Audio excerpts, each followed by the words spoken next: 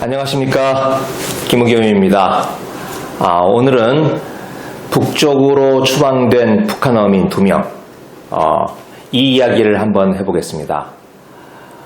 이 이야기 시작은 통일부가 시작을 했습니다. 어제죠.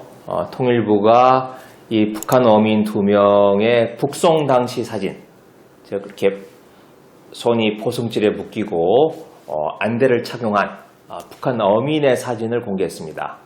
그리고 오늘 아침 조선일보, 중앙일보가 일제히 일면 톱으로 다뤘습니다.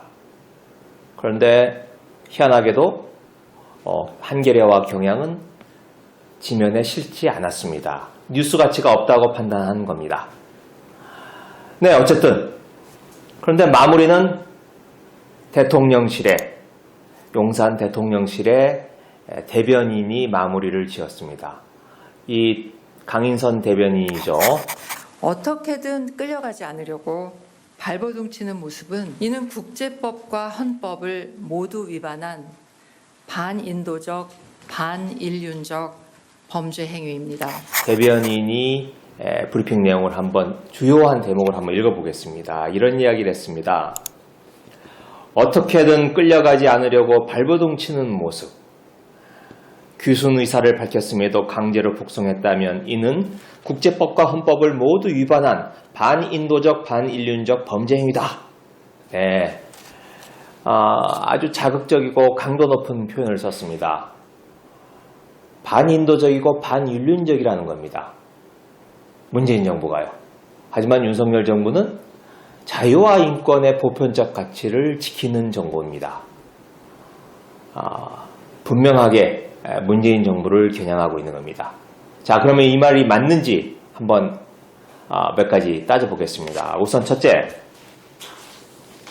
도대체 이 북한 어민들은 무슨 일을 저질렀는가 하는 겁니다. 이 북쪽으로 추방된 어민들, 단순한 북한 어민이 아닙니다. 함께 일을 했던 동료 선원 16명을 살해하고 도망쳐온 사람들입니다. 한두 명도 아니고 16명을 살해하고 돌아온 끔찍한 비극의 주인공들입니다. 너무나 끔찍해서 참 말하기가 조심스럽습니다. 그런데 윤석열 정부가 저런 식으로 나오니 말하지 않을 도리도 없습니다. 이들 어민, 이 범행을 저지른 사람은 원래 3명입니다. 네, 이 3명을 포함해서 모두 19명이 오징어잡이 배입니다. 오징어잡이 배를 타고 북한의 김책항이라고 하는 항구를 떠나서 러시아, 동해안이죠. 러시아, 북한 이런 해역에서 오징어잡이를 했었습니다. 그런데 선장의 가혹행위가 있었다고 그래요. 이 3명에 대해서. 그래서 이 사람들이 모의를 합니다. 뭐라고 모의를 하냐면 선장을 죽이자. 돼지 잡듯이 하면 된다. 이렇게 제안을 하고 이 3명이 선장 1명 그리고 다른 선장 편에 선 선원 2명 이렇게 해서 3명을 먼저 둔기로 살해를 합니다. 그리고 그 사체를 해상에다가 바다에다가 버려버립니다. 그리고 나서는 이게 한밤중에 벌어졌어요. 아직 13명의 선원들이 배 안에서 자고 있습니다. 그런데 이 사람들이 깨어나면 자기들이 저지른 범행이 드러날 것이 두려워서 자고 있는 동료 선원들을 깨웁니다. 2명씩. 교대 시간이다. 해서 2명씩 40분 간격으로 불러내서 똑같은 방식으로 살해를 하고 그 사체를 처리하고 피 묻은 배 바닥을 다 청소를 했습니다. 16명입니다. 이게 문재인 정부의 일방적인 발표가 아닙니다. 국회 정보위원회 이해운 의원, 당시 이해운 의원이 위원장을 맡았는데 그 이해운 위원장이 기자들 앞에서 이런 이야기를 했어요. 이런 사람이 돌아다니면 국민에게 큰 위험이 된다. 이런 사람이 귀순을 해서 우리 남쪽 국민 속에 섞인다면 이게 너무 끔찍하다. 이렇게 얘기를 했습니다. 이해운 정보위원장, 당시 바른미래당 소속 국회의원이기도 했습니다. 여야를 가리지 않고 당시 정보위에 속해 있던 의원들은 이 범죄를 인정하고 위원장 명의로 브리핑을 한 겁니다. 그런데 통일부, 조선일보, 대통령 대변인 이 사람들은 그 두 명의 인권과 자유만을 옹호합니다. 그들에게 죽임을 당한 16명 자다가 자기 교대 근무 시간인 줄 알고 나왔던 그 16명의 인권은 어디 간 겁니까? 그러면 이 16명을 죽인 엽기 살인자 이들의 죄값도 묻지 못한다는 겁니까? 참고로 이들이 재판을 받는다면 무죄의 가능성이 아주 높습니다. 이 검사 출신인 윤석열 대통령이 그걸 모를 리가 없습니다. 자, 모든 범행은 배에서 이루어졌습니다. 북쪽에 있는 배입니다. 그리고 그 배는 지금 모두 깨끗하게 씻겨져 있습니다. 그리고 죽은 사람들의 신원은 다 북쪽에 있습니다. 그러니 지금 남쪽에 내려온 2명, 이 사람들을 법정에 세운다고 한들 말을 바꿔버리면 나 그렇게 한 적 없다. 재판이라는 게 증거에 입각해서 이루어지지 않습니까? 판사인들 무슨 수로 유죄를 때립니까? 그러면 이 사람들 풀려나고 우리 사회에 들어올 가능성이 아주 높은 거죠. 아니, 강인선 대변인, 윤석열 대통령의 대변인의 말을 들어보면 오히려 그 사람들한테 아파트도 내주고 귀순용사로 지원금도 주고 대학 학비도 대주고 그러지 못해서 아쉽다. 그런 정도로까지 읽힙니다. 네, 한번 입장을 바꿔서 생각을 해보죠. 우리 남쪽의 오징어잡이배, 그것도 강원도쯤이라고 합시다. 강원도에 있는 오징어잡이배에 19명이 타고 나갔어요. 근데 16명이 죽임을 당했습니다. 끔찍하게 죽었습니다. 그런데 살인을 저지른 사람들이 북한으로 가서 아무런 처벌을 받지 않고 산다면 죽은 16명의 영혼은 어디에서 안식을 찾습니까? 죽은 16명의 가족, 수십 명이 되겠죠. 그 가족은 그 억울함과 분통함을 어디에서 풀 수가 있겠습니까? 한번 입장을 바꿔서 생각하면 금방 이해될 수 있는 거 아닙니까? 네. 두 번째로, 그러면 이 2명, 북쪽으로 추방한 2명은 귀순 여부가 문제가 되고 있는데요. 그럼 이들은 진짜 순수하게 귀순했는지 한번 봅시다. 이 지도는 제가 사건 과정을 한번 복기를 하는 의미에서 저희 방 식구들이 만들었습니다. 자, 지도를 보면서 한번 설명을 드리겠습니다. 김책항에서 동해 안에 있는 김책항에서 19명을 태운 오징어배가 출항을 합니다. 그래서 이 동해안에서 그런데 16명이 살해가 됐어요. 그리고 이 사람들이 범인은 원래 3명이라고 말씀드렸습니다. 이 사람들이 자강도로 도망가자 이렇게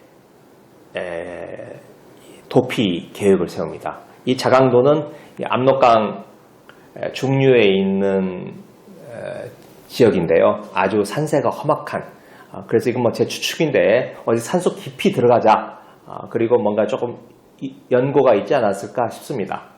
그런데 거기 들어가려면 돈도 좀 필요하고 지금 배 안에는 오징어가 가득 차 있습니다.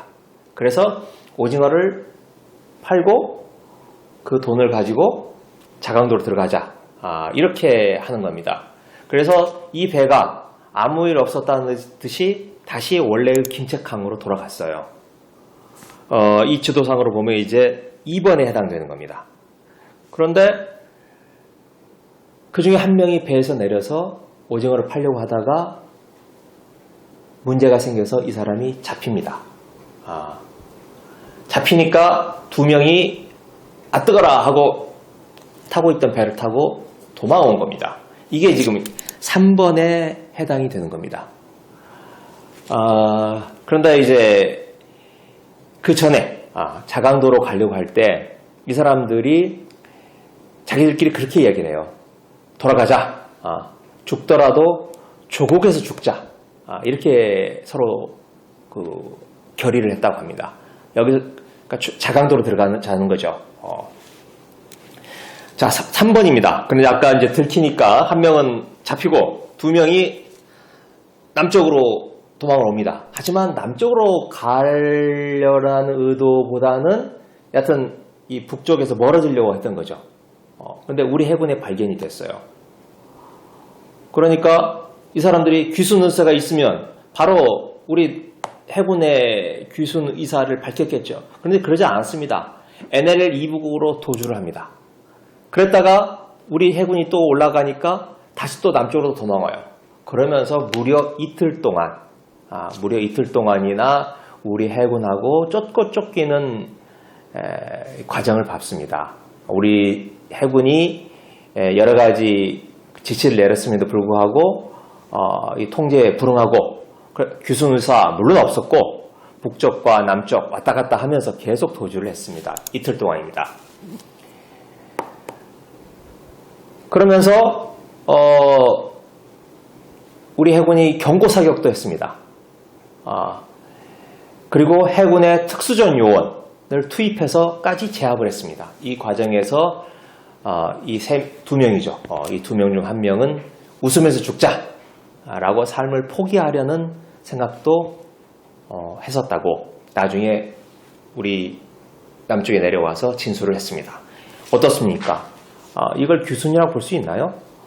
통상적인 귀순의 과정과는 완전히 다릅니다. 보통 북한 배가 이 NLL 남쪽으로 귀순하면 해경이든 해군이든 먼저 보면 귀순 의사를 표명하는 게 아주 일반적인 사례라고 할 수 있죠. 그런 의미에서 우리 정부는 이들이 진정성이 있는 귀순 의사는 존재하지 않았다. 이 말이 중요합니다. 진정성이 있는 귀순 의사는 존재하지 않았다. 이렇게 판단한 겁니다. 물론 나중에 귀순 의향서를 쓰긴 썼습니다. 하지만 전체적인 맥락을 봤을 때 진정성이 있는 귀순 의사는 존재하지 않는다. 그렇게 판단을 한 겁니다. 네. 나머지 또 하나의 쟁점. 그러면 이 사람들을 처벌할 수 있는 사법권은 어떤가 하는 겁니다. 네. 복잡한데 그냥 두 가지만 말씀드리겠습니다. 우리나라에 북한 이탈 주민법도 있고 난민법도 있습니다. 하지만 여기에 해당되지 않습니다. 북한 이탈 주민법을 보면 이렇습니다. 살인 등 중대한 비정치적 범죄자에 해당하는 경우에는 중대한 비정치적 범죄입니다. 해당한 경우에는 보호 대상자로 결정하지 않을 수 있다. 이렇게 되어 있습니다. 난민법도 마찬가지입니다. 대한민국 밖에서 중대한 비정치적 범죄를 저지른 경우에는 난민 인정을 제한할 수 있다. 이렇게 규정되어 있습니다. 실제로 대한민국의 사법부가 북한에 대해서 북한 주민에 대해서 적극적인 재판 관할권 행사가 어렵습니다. 오히려 이런 경우에 이런 중대한 범죄를 저지른 사람들의 귀순을 우리가 허용을 한다면 아까도 제가 말씀드렸듯이 대한민국 내의 국민안전, 공공안녕 심각한 위험을 초래한다. 아까 이해훈 의원이 그랬죠. 우리 사회에 끼어든다. 이 심각한 위험을 초래한다고 보는 것이 오히려 더 타당하고 합리적인 판단이라고 생각합니다. 당시 정보위원회뿐만 아니라 우리나라 언론도 비슷한 의견이었습니다. 많습니다만 그 당시 한국일보 보도를 하나 보겠습니다. 이게 제목이 북선원들 서둘러 북송시킨 정부의 딜레마라고 해서 한국일보 보도 내용입니다. 그 중에서 눈길을 끄는 대목이 하나 있는데 그 보도를 보면 이런 대목이 나옵니다. 기사 내용에 한 줄이 이런 내용이 들어가 있습니다. 공안검사 출신의 한 변호사도 배에서 일어난 범죄는 선적국에, 그러니까 여긴 북한이죠. 선적국에 형사 관할권이 있다. 그러니까 북한에 관할권이 있다는 겁니다. 북한에서 일어난 범죄에 국내법, 우리나라 국내법을 적용해서 우리나라에서 처벌한 전례는 없는 것으로 안다. 이렇게 말을 하고 있습니다. 네, 정리를 한번 하겠습니다. 자, 첫째, 북한에서 16명의 동료 선원을 살해한 흉악범, 본인들도 자백한 내용입니다. 또 다른 자료로도 이건 정보 취득 과정에 이것도 이른바 SI라 그러죠. 다른 자료로도 우리 정부가 확인을 한 겁니다. 두 번째, 이 사람들의 귀순 의사가 진정성이 있었다. 순도가 높다. 이렇게 보기가 어렵습니다. 셋째, 설령 처벌을 피하기 위해서 귀순 의사를 밝혔다 하더라도 북한 이탈 주민법, 아까 제가 말씀드렸던 이 법에 따르면 보호 대상자로 결정하기가 어렵습니다. 넷째, 가장 중요한 거죠. 당시 16명을 살해한 흉악범들을 국내로 받아들인다면 오히려 우리 국민들이 그걸 그대로 용인을 했을까요? 네. 자, 지금 윤석열 정부 지지율 곤두박질 치고 있습니다. 무너지고 있습니다. 산사태에 가깝습니다. 오늘 보니까 30% 초반까지 떨어졌습니다. 얼마 안 있으면 20%까지 찍을 수도 있겠어요. 그런데 지금 고환율, 고물가, 고금리, 삼중거죠. 코로나도 다시 지금 유행하려고 합니다. 그런데 검찰공화국의 검찰 출신 대통령, 또 검찰 출신 인사들이 포진하고 있는 정부, 이분들이 지금 하고 있는 일은 캐비넷 열심히 뒤져서 북풍 만들기, 가짜 북풍 만들기에 지금 열중하고 있습니다. 윤석열 정부 아무리 이런다고 붕괴되는 지지율을 막을 수가 없습니다. 터져나오는 물을 두 손으로 손바닥으로 막을 수가 없습니다. 네, 오늘 내용 오히려 국민의힘 이준석 대표의 말로 가름하면서 마치겠습니다. 이준석 대표, 이건 동해 북송 어민이 아니고 서해상의 해수부 공무원에 대해서 한 말인데 같은 경우라고 생각합니다. 이준석 대표가 이런 말을 했습니다. 해수부 공무원은 안타깝지만 지금 그게 중요하냐? 지금 기름값이 2,200원인데. 네, 오늘 여기서 마치겠습니다. 고맙습니다.